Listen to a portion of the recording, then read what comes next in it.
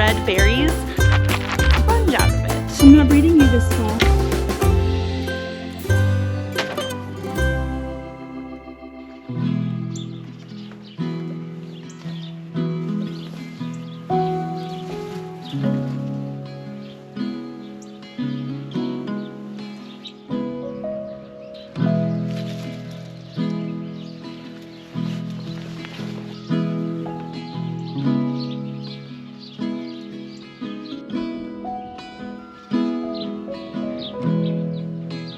Hello, and welcome back to Sage and Stone Homestead.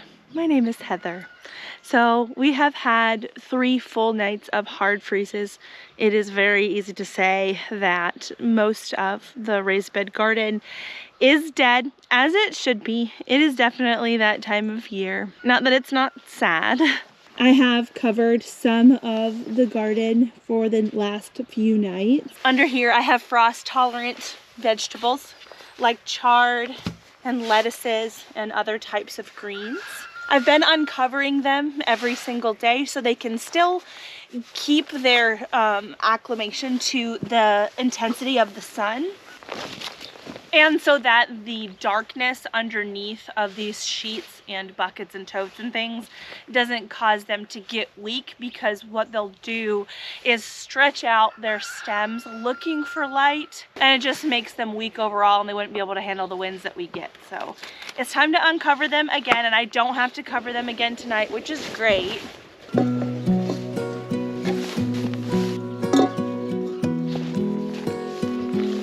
So everything looks a little bit crumpled and sad, as it has every morning.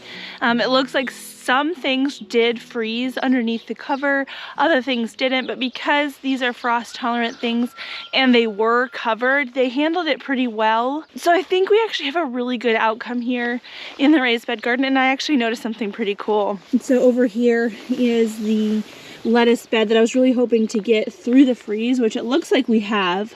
Over here there are some ground cherry plants that didn't fare so well, but amongst these plants right here, this is a zinnia, and that's what these dead plants are right here. Zinnias are not frost tolerant at all. They're actually frost tender, but we managed to get one of the zinnias through that frost. Now, I don't think it's gonna have enough time to grow big and to flower again for us, but I thought that was really cool. We had this orange zinnia here, and then this one, it looks orange now, but it was yellow.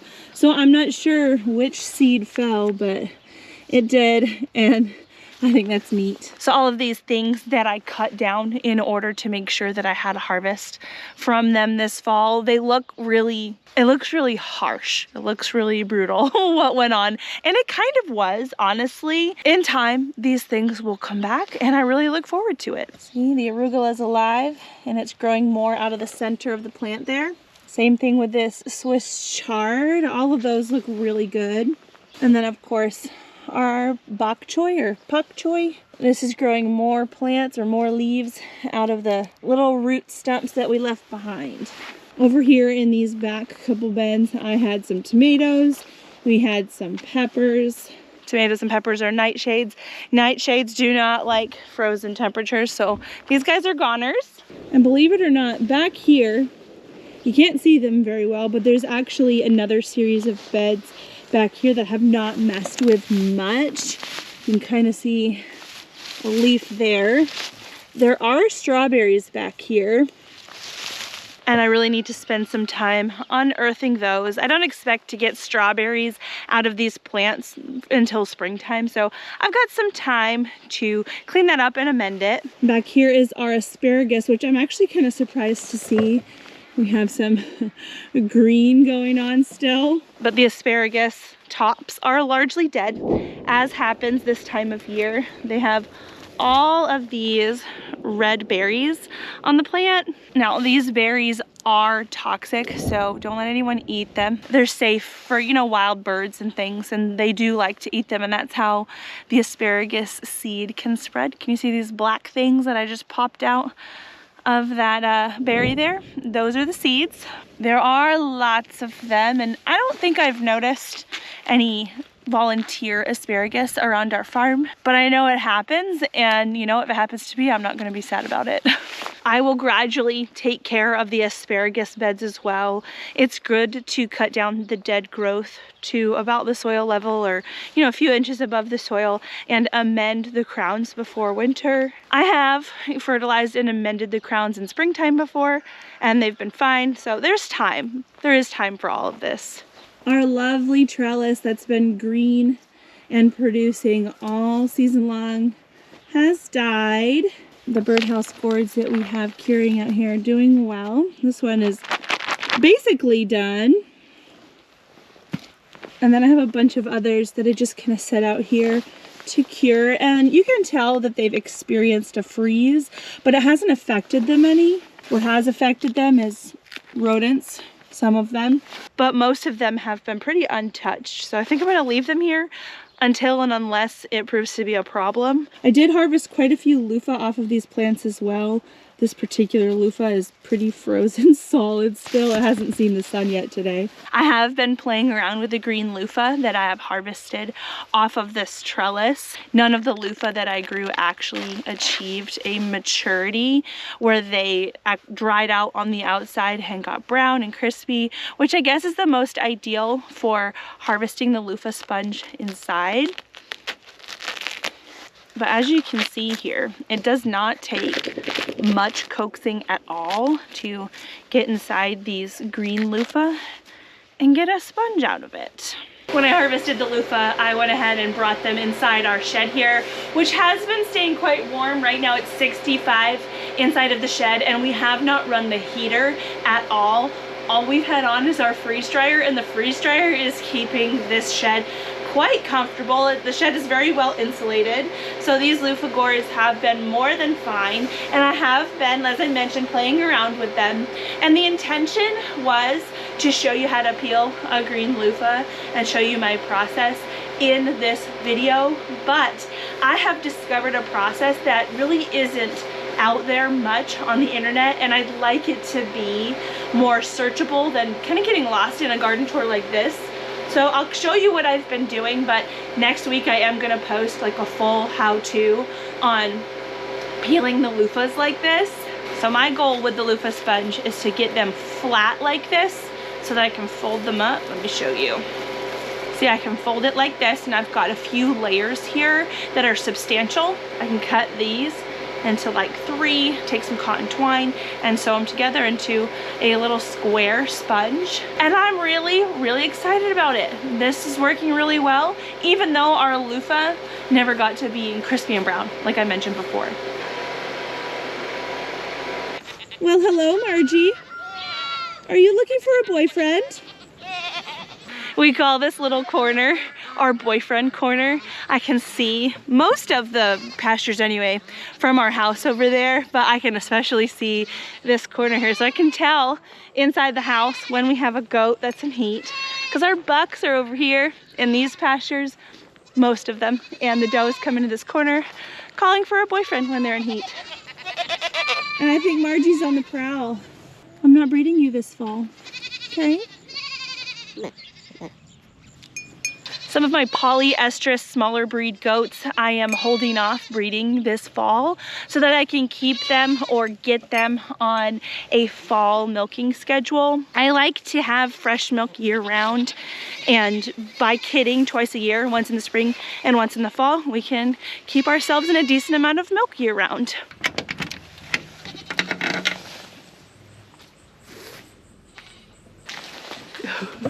We've got condensation going on in here. It's magical and warm inside the greenhouse, but right now it's not warm enough that it's kicking on our ventilation system. I used to have a thermometer in here, and I don't know where it went, so I don't know how warm it is in here exactly. But things look really good in here, to include our frost tender things like some beans over here. These lima beans look excellent. Look at all the flowers that we have on this frosty morning. There's lots of pods on this lima bean over here. I'm waiting for them to dry out so I can harvest the little beans inside. Like this. See, this one is harvestable right here. very likely I can just leave these on until there's a whole bunch of them to harvest, but I want to show you how pretty these are. Aren't these gorgeous? We're getting about 2 to 4 little lima beans per pod, and as the year has gone on with these lima beans, they've been in the greenhouse here since March. Each time they put on new blooms, they're putting on way more of them, and so we're starting to get quite a little collection of lima beans inside of my house, which is really good. I have read that lima beans are decently cold tolerant. I don't think that they are frost tolerant in the least bit, but a lot of plants will kind of go under stress when temperatures get really low. They'll conserve their energy and not put on blooms. And of course, with a lot of fruiting plants, blooms equals fruit, and it looks like the lima bean doesn't really care about temperatures getting a little bit chilly because it's blooming quite heavily. I'm really excited to take these as far into winter as we can. Our lovely yellow currant cherry tomato has lived, and she looks glorious. You can see that there's a whole bunch of new flowers that it's put on. And so it's super cold outside of the greenhouse, and a lot of pollinators are, going into their hibernation phases. I don't know if it's technically hibernation, but they definitely hang out underneath the ground, underneath logs and brush to conserve their energy over the winter. So there's not a lot of pollinators for these flowers. But something like tomatoes doesn't necessarily need a pollinator in order to create fruit. All you have to do is kind of shake the plant lightly like this. Even the wind does a really good job just shaking the plant enough so that the pollen can fall, and each flower is self-pollinating, so it works out. You still get fruit even in an absence of pollinators. It's actually too warm in this greenhouse for my winter jacket, which is good. I do plan on lifting the sides of the greenhouse today, and I will shut them tonight. So our temperature today is going to be 68, and 68 with the sides down is too much for this greenhouse. I do have vent fans and things, but it would be hard for them to keep up, especially when it's as sunny as it is outside. I will close the greenhouse sides down tonight because tonight's supposed to be 35, and we can get a frost creeping in here when it's that low. And of course, I'd like to preserve our frost tender things. But after that, it's like our highs are in the 60s, lows in the 40s, and I'll probably keep this sides up full time until we start seeing the 30s again. Over here on the west side of the greenhouse, I have the entire thing planted. This first row here is all Brussels sprouts. I mentioned it in the last garden tour that they're going to look pretty small for a while because I just transplanted them in here, and the plants are going to work on building their root system before they work on building foliage up above the ground. Some of them, though, really have started to put on quite a lot of new foliage, which is awesome to see. This is our cauliflower row here that butts into our pea trellis. I've planted some alyssum as kind of a living mulch for the winter here, and I can't tell what's what. Some of this is likely weeds, but some of it is the alyssum. This here is a calendula plant. This is a frost tolerant flower that I'm excited to grow in here this winter. We've got another one over here, and our peas that we transplanted are finally starting to attach themselves to the trellis. You can see that one hanging on there. I've been kind of hanging them up on the trellis if I see them trying to climb along the ground, but I think most of them are sticking up. No, this one needs some help. There we go. And then our last row here along the side, these are broccoli plants. Now every other hole, I don't have anything intentionally planted. This actually looks like buttercup coming up in here. But we do have some broccolis. A lot of them are pretty small, so we'll have to see what they do. Some of them are all right sized. See? Historically, broccoli is really hard for me to grow. I've never had success with it into the fall. I've had a little bit of success with it in the springtime. So if I get anything out of that broccoli row, it's going to be a win. Our new raised bed in the greenhouse is looking very lush. So some of these carrots or have fallen over a little bit. I came in here last night and watered, and the sun hasn't come in here enough to kind of dry those off and perk them up. They're just laying over because of the weight of the water on them. See, the rutabaga are looking quite lovely. No roots started yet, but I'm not surprised about that. One of the things on my to-do list, probably for springtime, is to unearth this Greenstock that is in here, amend the soil that's in it, and really put this thing to work. I've had a hard time remembering to water, and when you're in a greenhouse situation like this, obviously it doesn't even get the benefit of rainfall. And soil that doesn't receive an adequate amount of water, it very quickly becomes hydrophobic, where the water will just kind of run through it, and it doesn't stay or doesn't soak into the soil. And so when the water runs through the soil like that, there's no time for the plants that are planted in that soil to uptake any of that moisture. And so we haven't had the best luck planting in our green stalks for a couple years. But it's not the green stalk's fault, it's mine, because I haven't kept it watered. But I was made aware that there are like watering systems now that you can put on top of the tower here to water kind of on a timer. And I think that's gonna be pretty vital for me. So once this glorious tomato does finally succumb to the winter, we'll dig this thing out and fix it. Hello, handsome.